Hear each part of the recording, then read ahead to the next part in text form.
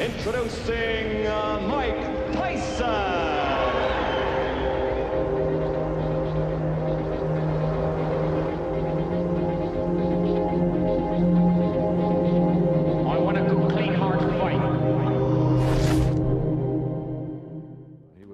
Teenage mugger and predator. He had 38 arrests as a juvenile. By the time he was 13, Tyson was sentenced to a juvenile center in upstate New York, where his luck changed when he was brought to the attention of a boxing man by the name of Customato. Customato was, in a sense, the modern-day father of boxing. He often said, "What I do is discover and uncover." In the 40s, it was Floyd Patterson. And in the 50s, it was Jose Torres who he transformed into a champion. But perhaps his greatest prize was the 13-year-old boy brought to him 7 years ago from a nearby correctional institution.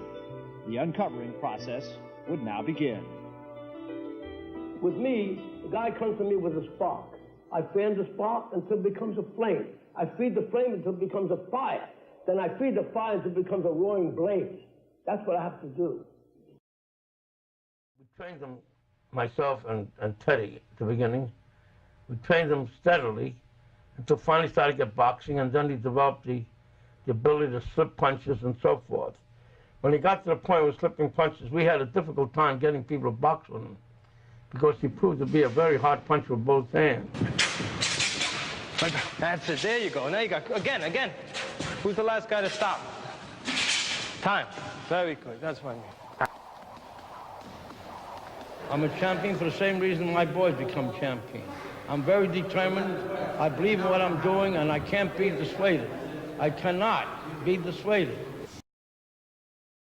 I tell them that at the beginning, when they start, if they will do their job as well as I do mine, the result is a foregone conclusion. It was the great boxing trainer, Gus D'Amato, who finally turned Mike's life around, took him under his wing, and rechanneled Mike's energies into boxing. D'Amato feels that Tyson will be the next Muhammad Ali, and he should know. Ali was also one of his students. Tyson not only has a very hard, terrific punch in either hand, but he has developed elusive qualities and has the most important quality, the will to win. He has the desire to win. He wants to be the best. And with a fellow with this type of competitive spirit, plus the knowledge that he has gained and the punching power, I can't see him lose. But perhaps the most remarkable attribute that young Mike Tyson carries with him is his age. You see, Mike Tyson is only 16 years old. Came from a bad neighborhood in Brooklyn, and living in Brooklyn, things happen, and then it goes further and further and beyond, so I won't even talk about that. And eventually I met a friend that knew Cuss, and that's how this situation happened. I feel I was born to fight because I have no other interest in anything else. Everybody's a fighter in their own right. You're a fighter, I'm a fighter. Everyone that's in this room, even the newspapermen, they're fighters. But everybody don't get up every morning and run. Everybody don't go to the gym every morning. And everybody don't have enough discipline to wait in the locker room for 2 hours or 3 hours, then go in the ring and do what they've been taught all those years in the gym. And so that's what separates a champion from a mediocre fighter. The objective of all this intense willpower between Mike and Cuss are those moments in the ring that'll perhaps lead to Olympic gold and beyond. But as it stands now, it's become difficult for Mike to gain any ring experience. Recently, he's been victorious only by forfeit. It seems that no amateur heavyweight wants to get into the ring with Mike Tyson. And until someone does show up, Mike has been forced to spar with seasoned pros. Whatever troubles Tyson was encountering outside the ring, it was not affecting the natural killer instinct inside. With Cuss and Teddy Atlas's guidance, Tyson had beaten every amateur opponent, and in 1982, he defended his Junior Olympics title. His reputation had preceded him.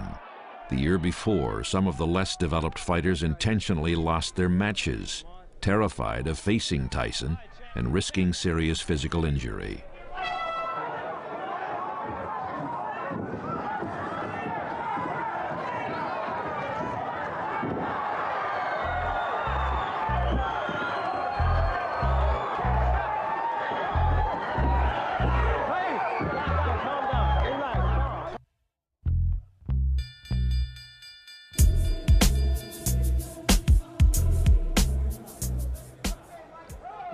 Halpin corner, they might, you never know, be harbouring thoughts of him being the first man to take Mike Tyson the full distance. Would be a first, wouldn't it? Round 4 then. Oh, good shot. That's a short sneak right. Halpin's head jerked back. Now, Tyson has switched back to orthodox for this round. He's maybe had enough of playing around with southpaw. Maybe it was just a little vanity exercise. Maybe Kevin Rooney has said to him, okay, boy, you've had your fun. Now time for business. Well, this is a much slower, a much more measured Mike Tyson. And Albany tonight, good right hand, Halpin down. You, behind the camera, had the most perfect view of that. Only difference is, you saw the punch, Don Halpin didn't. Mandatory 8, early in the 4th. Can Tyson finish this? I think so. I think so, that's enough. Now that last right-hander, that was questionable. Tyson celebrates. I didn't like to see that because Halpin was down. It was the manner of his victory, that one last right-hander. And they're keeping Halpin. Now, this I don't like to see. This is a little bit worrying. Halpin took one punch too many. The referee, I don't think he could have done much more than he did, to be quite honest with you.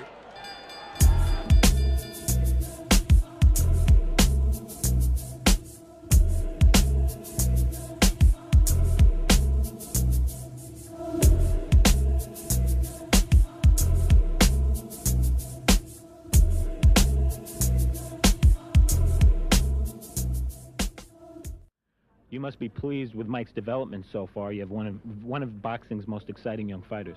Well, it's true, Steve, but one of the problems that we have, Bill Caton and I, managing Mike, is that when you manage a fighter who's a devastating puncher, you cannot really calculatingly plan for a fight to go 8 rounds or 10 rounds, because Mike punches so hard that eventually the fighter goes out very early, which is a disadvantage for Mike because he doesn't get the rounds of fighting that you people would call experience. Right. Okay. Mike, tonight you're fighting a fighter 196 pounds. You came in, I believe, your career high in terms of weight. He's really a cruiserweight. Is this something you're working on for speed? Nothing at all. Again, you're asking the wrong person, because I didn't pick the opponent. You have to talk to Jim Jacobs. But as of the fight and everything, I'm looking at him just another passing point to the title. Whoever's in the way, I don't care who they are at the moment. They're just, people might say opponents, but as I say, I'm just going through them because this is for real, and Mike Tyson's for real.